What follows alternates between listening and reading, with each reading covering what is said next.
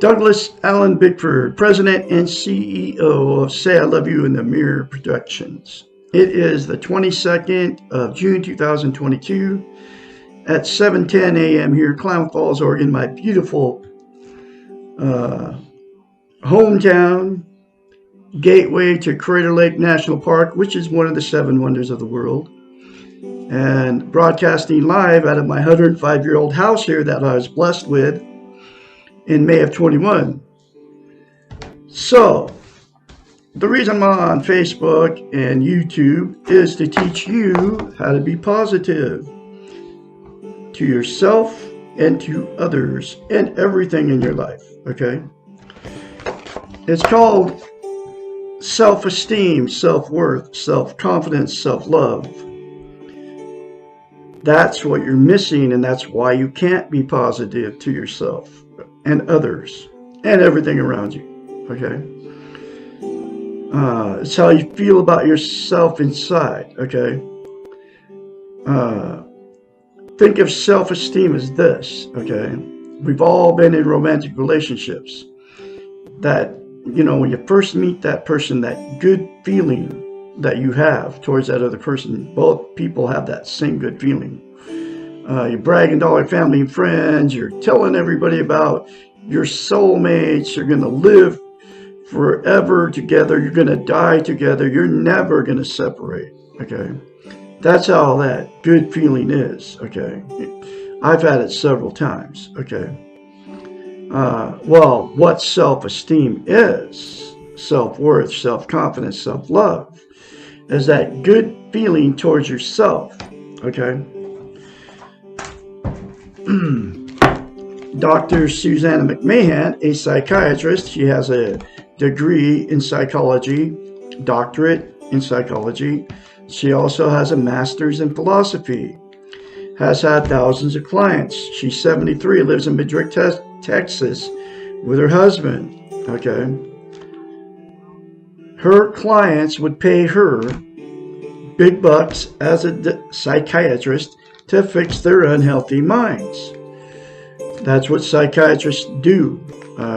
You know, she went to school 10 years to get her doctorate in psychology. They study how the brain works, the science of the mind, and how it functions. So her clients would hire her, like I said, to fix their unhealthy minds. She knew as a psychiatrist that you can't get a healthy mind unless you attain and maintain self-esteem, self-love, self-confidence, self-worth. So she had to come up with a way to tell her clients so they could give themselves self-esteem. Nobody can give you self-esteem except for yourself. So she came up with a way so her clients could give themselves self-esteem. And here's that very simple concept. It's called mirror therapy. She told them, her clients, to say 4 things to themselves in the mirror daily in between their sessions. I love you. I love my inner child. I'm worthy to be loved. I'm worthy to love. I am full of goodness. Those 4 things to yourself in the mirror daily, okay, will give you self-esteem instantaneously. But to maintain that self-esteem, you have to practice it. It's like lifting weights. If you stop lifting weights, you have to start all over again from scratch. So, in other words, you'll have to say those 4 things to yourself in the mirror daily for the rest of your life to maintain self-esteem, okay? And the reason she came up with mirror therapy is because, and the reason it's so powerful is, mirror therapy is, we cannot lie to ourselves in the mirror. And as a psychiatrist, she knows this, okay?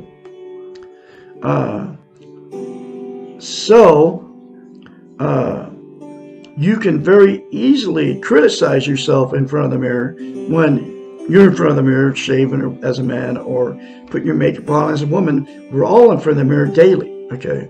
That's why you can either think or say bad things about yourself in the mirror, because that's how you feel about yourself, okay, inside. So you're not lying to yourself in the mirror. But the 4 good things, which are very good things to say to yourself in the mirror, you can't say it because you don't believe it. You don't feel it because you cannot lie to yourself in the mirror. So, the very first time you do it, folks, you'll have to force yourself to do it. You have to drop all your defenses, and one of them is drop your defenses against me telling you that. That's a defense mechanism, okay? And just do it anyway, all right? Beyond that feeling of being, it's going to feel very, very, very awkward, very strange. But the more you say it, the more you feel it, and the more you believe it. That's why a psychiatrist, Dr. Susanna McMahon, told her clients to go home and say that to themselves, okay? Daily, okay? For the rest of their lives. So she could fix their unhealthy minds. So, the reason self-esteem is so important to have is we cannot be content without it, okay? What content means is, it's also known as internal peace. You feel good about how, where, and what you are. And like I said, it's internal peace. There are 11 things that people are using to try to be content. They are Facebook, drugs, alcohol, sex, television, food, gambling, religion, another person, material possessions, or money. 11 things. Those 11 things are all known as externals. They're outside of yourself. They will never make you permanently content. They will make you temporarily feel content, okay? But it always wears off. You know what I'm talking about. The drug high goes away, the warm fuzzy feeling goes away. So you have to do both of more of those to get the same content feeling, right? And then Facebook, think about it. You have to make it that if somebody likes your post, it makes you feel good. So you have to do another post to get the same feel good, okay? Get the like, okay? And then if somebody doesn't like your post, it makes you feel bad, right? So you have to do more, okay? Of just those 3 things. But the other 8 things, excuse me, are exactly the same thing. There's only one thing that'll make you permanently content, and that's to attain and maintain self-esteem. And those 4 things to yourself in the mirror daily for the rest of your life will give it to you. It'll take you less than 10 seconds. I love Douglas Allen Bickford. I love my inner child. I'm worthy to be loved. I'm worthy to love. I'm full of goodness. Okay? The other thing about self-esteem is we can't love without it, and we cannot be loved. So what happens is 2 people that don't have self-esteem will be attracted to each other. And whether you marry them or you don't marry them, you get together, right? And then after that good feeling goes away,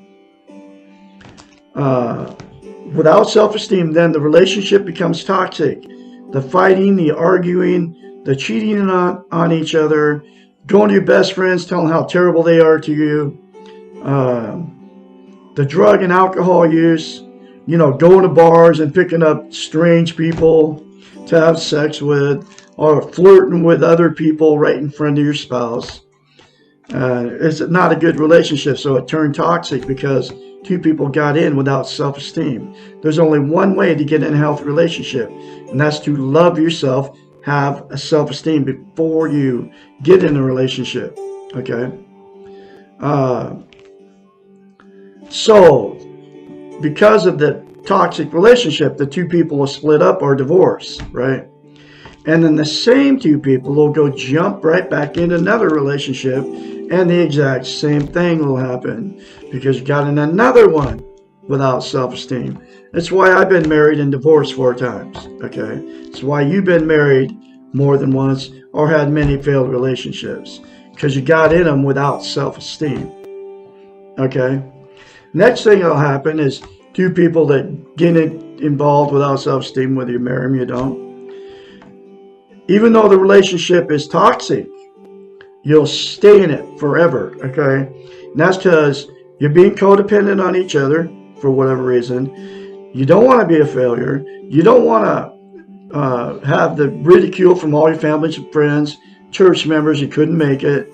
You can't be alone, and you're afraid to leave. Okay? So you'll stay in it forever. And then, at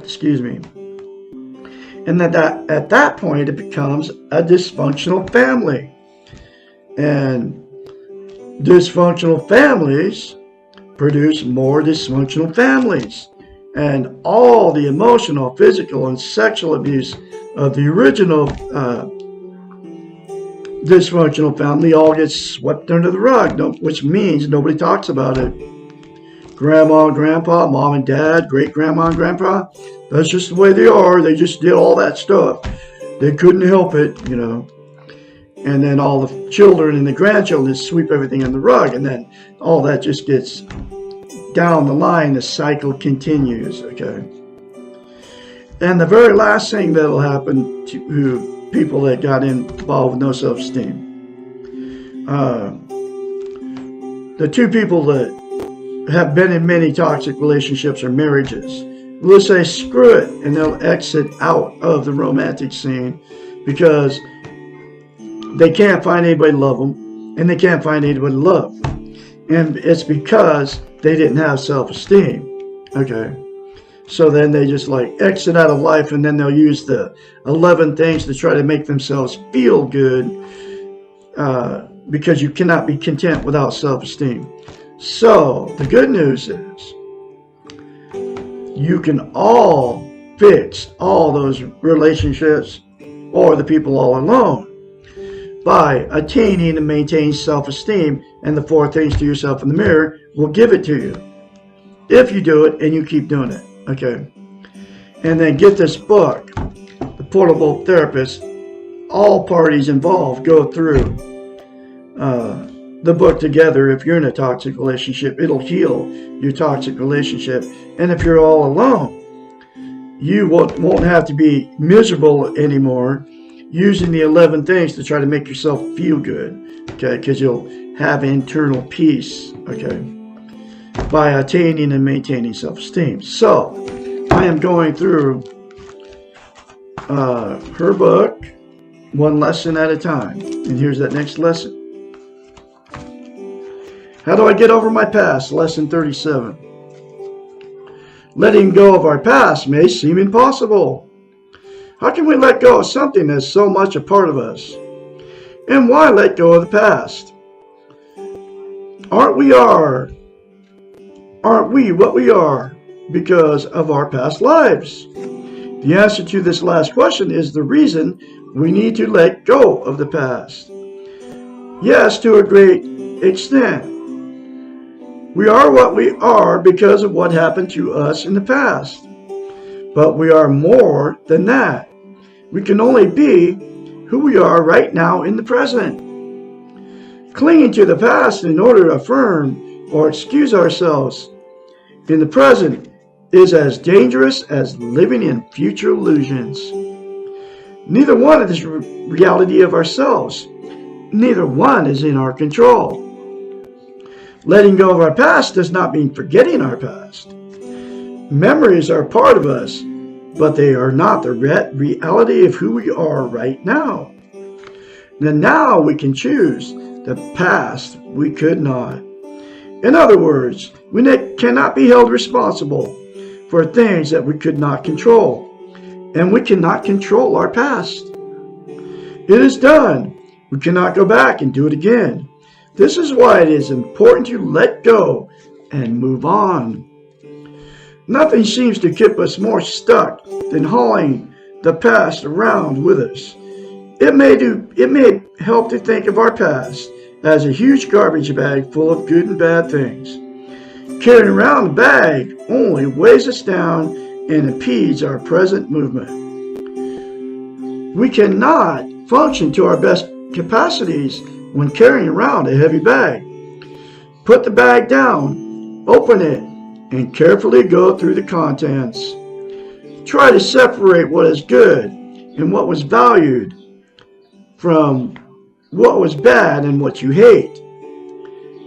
Use your objective eyes and you will see that often something that was perceived as bad had beneficial results, while something that was initially valued as good may have produced negative results.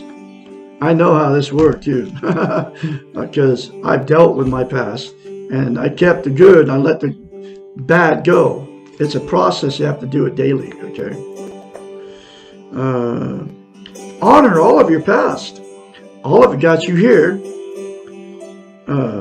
Take what you still really need and lovingly let the rest go. You do not need to carry it all around with you anymore. It may help to think of your past as a coat that you once wore as a child. At the time, the coat fit you and kept you warm. It served its purpose. Now you have outgrown the coat and it will not keep you warm. Why are you still carrying the coat around? Mentioned above is a fact that you cannot go back and change the past, but you can change the influence that your past has on you right now in the present. To do this, you must stop trying to make the past something it was not.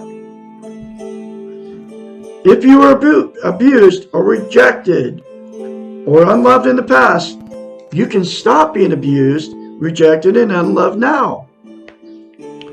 Only if you are stuck in the past will you continue to repeat the process patterns of your past. To be free of these patterns, you must let go. Loving yourself when you have not felt loved in your past may be difficult, but it can be done.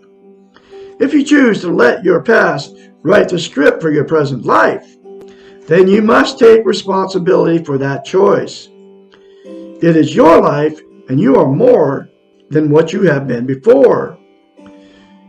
Be the best you can be. Let go of what is holding you back.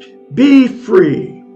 The past may feel like a prison, but you do have the key, and you can walk away whenever you choose to let go.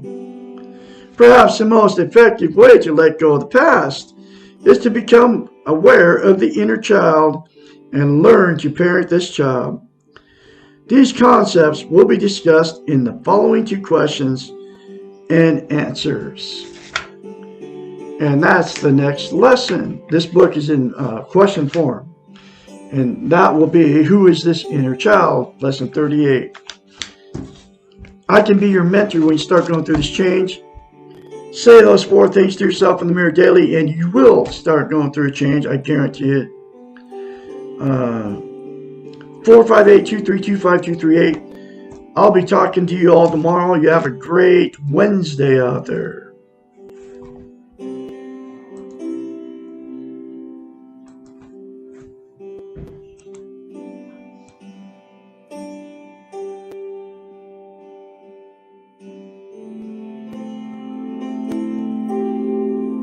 Thank you.